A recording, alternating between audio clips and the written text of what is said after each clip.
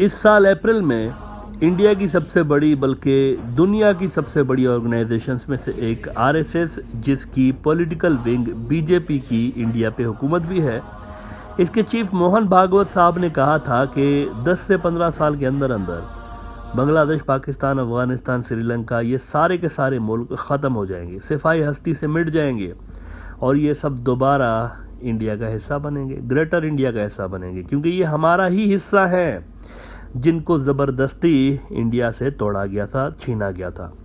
और उन्होंने कहा कि हर फोरम पे और हमारी जो सारी ऑर्गेनाइजेशंस हैं वो इस ऑब्जेक्टिव को हासिल करने के लिए दिन रात काम कर रही हैं।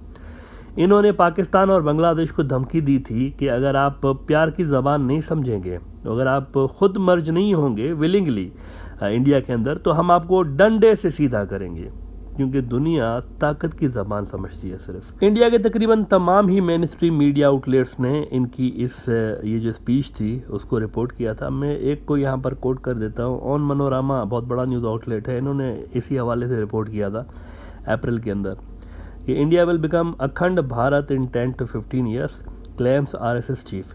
और फिर वो जो बात कहते हैं, ये वाली बात देखें, ये बड़ी ख़तरनाक बात है। कहते हैं कि India will talk about non violence but will also carry a stick in our hand as the world only understands power। दुनिया जो है ये डंडे को जो है ना वो उसकी ज़बान समझती है, डंडा सबको सीधा करता है। We will have no ill will, no enmity, but world only understands power। और फिर उन्होंने कहा कि इंडिया ने हिंदू राष्ट्र ही रहना है, यानी अखंड भारत जब बनेगा तो वो अखंड भारत हिंदू राष्ट्र ही होगा। और फिर मुसलमानों के खिलाफ ढके छुपे अल्फाज में नफरत का इजहार करते हुए कहते हैं कि for 1000 years efforts were made to end Sanatan Dharma, they failed. 1000 साल दुनिया जानती है कि 1000 साल जो लास्ट रहे हैं वो मुसलमानों ने हुकूमत की है इंडिया के ऊपर, तो किसी और को नहीं, मुसलमानों को कह रहे हैं। 1000 साल तक इन्होंने हमें ख़त्म करने की कोशिश की, लेकिन फेल हुए। देखें, ये जो भी जंगें हुई हैं ना इस सारे अरसे के दौरान, ये सियासी लड़ाइयाँ रही हैं। इसको आप जो है वो मजहबी लड़ाइयाँ नहीं कह सकते। इस तरह तो इंडिया के आपसी जो राज्य थे, नॉन मुस्लिम जो राज्य महाराजे थे, वो भी लड़ते रहते थे। जैन राज्य लड़ते थे हिंदू राजाओं से, बुद्धिस्ट राज्य लड़ते थे हिंदू राजाओं से, ये हिंदू राज्य आपस में भी लड़ रहे होते थे। तो ये तो इंडिया की हिस्ट्री रही है। ये आपस में कोई मजहबी लड़ाइयाँ नहीं रही थी कि ये इंडिया के मज़हब जो है ना, हिंदू मज़हब को ख़त्म करने के लिए मुसलमान आके इन्वेड करते थे। ये सारी बकवास और बोंगियाँ हैं। अच्छा, याद रहे कि मोहन भागवत साहब ये भी कह चुका है कि हमारी गाड़ी चल रही है, ये भी धमकी उन्होंने दी थी। बड़ी ख़तरनाक धमकियाँ ये, हमारी गाड़ी चल रही है, आगे इसको जो भी रोकने की कोशिश करेगा मिट जाएगा, ये भी उन्होंने कहा। और अब 2 रोज़ पहले ये हुआ है, ये तो अप्रैल की बातें मैंने आपको बताई, बड़ी ख़तरनाक बातें थी। पाकिस्तान ने मेरे ख्याल से इस पे कंडेम किया था इनको, और फॉरेन ऑफिस ने कुछ स्टेटमेंट्स भी इशू की थी। लेकिन अब 2 रोज़ पहले ये हुआ है एक बार फिर कि मोहन भागवत ने बांग्लादेश और पाकिस्तान को नाम नहीं लिया, लेकिन धमकी दी है उनको कि अखंड भारत भी बनेगा और हिंदू राष्ट्र भी बनेगा। 2 रोज़ पहले दोबारा कहा है उन्होंने, और उन्होंने अपनी इसी डिमांड को जस्टिफाई करते हुए कहा है कि जिन बेसिस पर इंडिया डिवाइड हुआ था ना, कि मुसलमान अलग कौम हैं और उनका अलग मुल्क होना चाहिए, ये बेसिस ही गलत थी। वो कहते हैं कि we look different and distinctive, so we are different, we want separation, we cannot be with this country, its way of life and ideas or its identity. Due to this falsehood, brothers were separated, territory was lost, places of worship were destroyed, no one was happy with the poisonous experience of partition। अब ये सूरत हाल है। करोड़ों trend जत्थे रखने वाली जमात का सरबराह जो है, लीडर, वो दिन दहाड़े नेबरिंग कंट्रीज को धमकियां दे रहा है। देखें, आरएसएस कोई छोटी जमात नहीं है जिसके 5-10 हज़ार 20 हज़ार लोगों, करोड़ों की तादाद में इनके मेंबर्स हैं, जिनकी बाकायदा ट्रेनिंग होती है, डंडा चलाने की भी और हथियार चलाने की भी इनको ट्रेनिंग दी जाती है। अब जरा नेट पे जाके देखें तो सही कि ट्रेनिंग कैसे करते हैं ये, और कितना मुनज़्ज़म जमात है। तो इस लेवल के बंदे की जानिब से नेबरिंग कंट्रीज़ को आए रोज़ धमकियां देना, हर 2-3 हफ्ते के बाद धमकी आ जाती है कि आपने तो ख़त्म होना है, और ना सिर्फ आपने ख़त्म होना है बल्कि आपने हिंदू राष्ट्र बनना है, आप दोबारा हिंदू बनेंगे सब, आपका जो सोशल और रिलीजियस वैल्यूज़ हैं, आपका जो कल्चर है, सब ख़त्म होंगे और हम सबको जो है वो तब्दील करेंगे डंडे के ज़ोर पे। मुझे ये बताएं कि क्या इससे बड़ी कोई दहशत गर्दी हो सकती है? टेररिज्म इससे बढ़ के क्या हो सकता है? कि ऐसा कर दें वरना हमारे हाथ में डंडा होगा, क्योंकि दुनिया पावर की भाषा समझती है। बड़ी बातें होती है ना। देखें, म्यांमार के अंदर ह्यूमन राइट्स की वायलेशन के बारे में चीख रहे हैं, गला फाड़ फाड़ के चीख रहे हैं। यूक्रेन के अंदर ये हो रहा है, गला फाड़ फाड़ के चीख रहे हैं। जिनजियांग के अंदर ये हो रहा है, चाइना ये कर रहा है। लेकिन मुझे ये बताएं कि यहाँ पे सबको सांप क्यों सूख जाता है, यहाँ पे सब खामोश क्यों होते हैं? सबको पता है कि बीजेपी क्या है और उसकी पेरेंट ऑर्गेनाइजेशन आरएसएस क्या है, लेकिन एक मुजरमाना किस्म की साइलेंस है डिस्पाइट दीज क्लियर थ्रेट्स, जो कि हर कुछ अरसे के बाद एसेट दिए जाते हैं सॉवरेन मुल्कों को।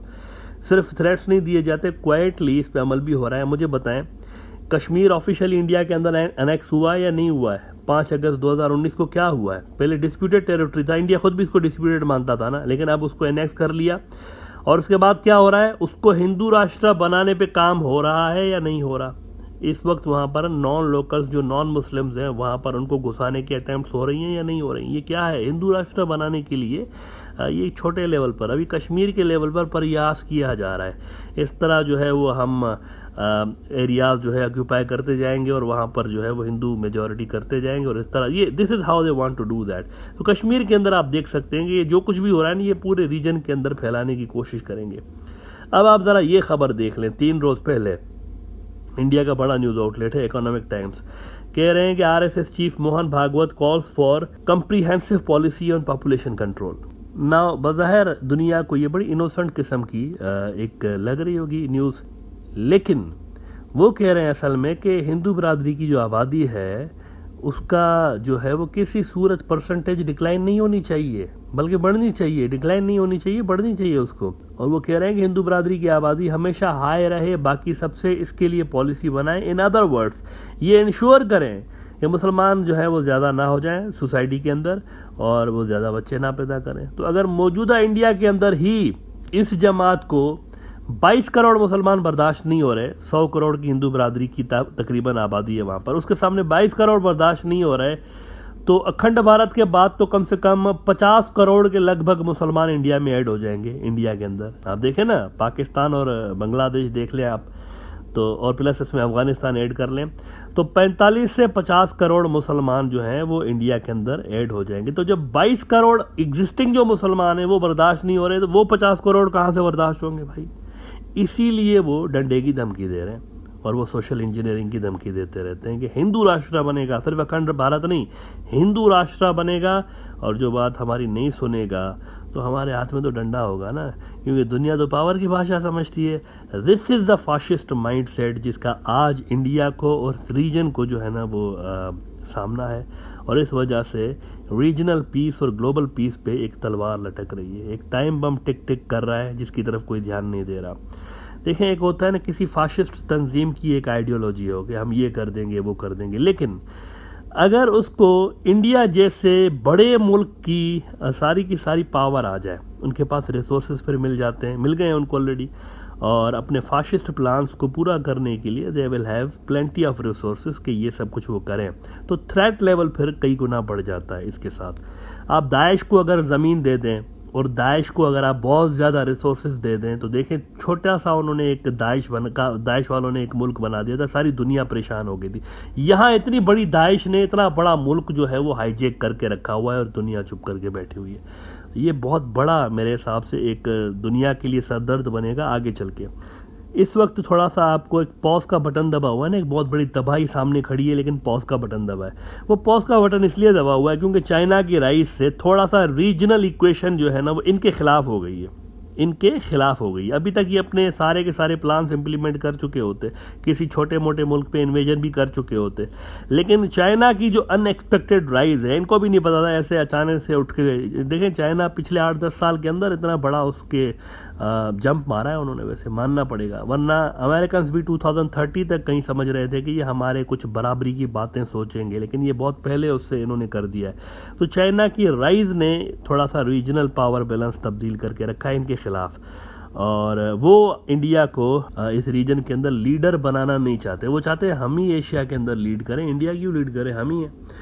लेकिन अगर मुझे ये बताएं, अमेरिका लगा हुआ है कि चाइना डाउन हो जाए, वेस्ट भी लगा हुआ है, तो फ़र्ज़ करें अगर चाइना डाउन हो जाता है, चाइना हार जाता है उनके आगे और चाइना स्कैटर्ड हो जाता है, कई उनके पार्ट्स बन जाते हैं, या एटलीस्ट वो जापान की तरह अमेरिका की बालादस्ती को तस्लीम कर लेते हैं। तो अगर ऐसा हो जाता है तो इंडिया गेन करेगा ना।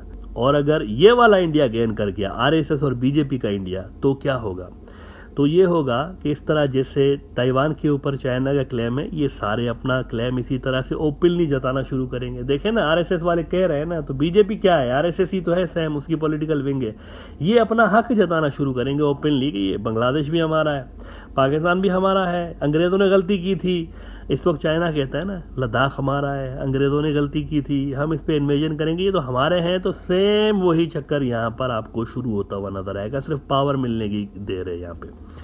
और इसीलिए वो कह रहा है मोहन भागवत जो है ना, ऐसे ही नहीं 10-20 साल की, वो एक उसके अंदर एक उम्मीद है कि 10-20 साल में हो सकता है कि पावर बैलेंस हमारे हक में शिफ्ट हो जाए और फिर वो ये सब कुछ कर सकते हैं। अभी तो नहीं कर सकते ना, अभी इंडिया के अंदर ये कैपेबिलिटी नहीं है। लेकिन हु नोज कि आगे क्या होगा फ्यूचर में। अगर इंडिया को पावर मिल गया चाइना वाला और ये बीमार फाशिस्ट मेंटलिटी वहाँ पर इस अरसे के दौरान बरकरार रही, तो फिर साउथ एशिया वाले जो दीगर मुल्क हैं ना, ये खुद सोचें कि उनकी अगली जनरेशन्स का क्या होगा। वो तो आज खा पी के चले जाएंगे आज की जनरेशन्स जो हैं, लेकिन फ्यूचर वाले जो होंगे वो क्या करेंगे? इस बीमार फाशिस्ट माइंडसेट के साथ वो कैसे रहेंगे? उनका मतलब गुजारा कैसे होगा? एक पावरफुल इंडिया अगर ऐसा बन जाता है और उसके ऊपर ये एक मेंटलिटी हो, तो फिर वो कैसे अपना सर्वाइवल उनका कैसे होगा? दैट दे नीड टू सी। आज के जो मुल्क हैं उनको आज अपनी अगली जनरेशन्स के लिए काम करना पड़ेगा।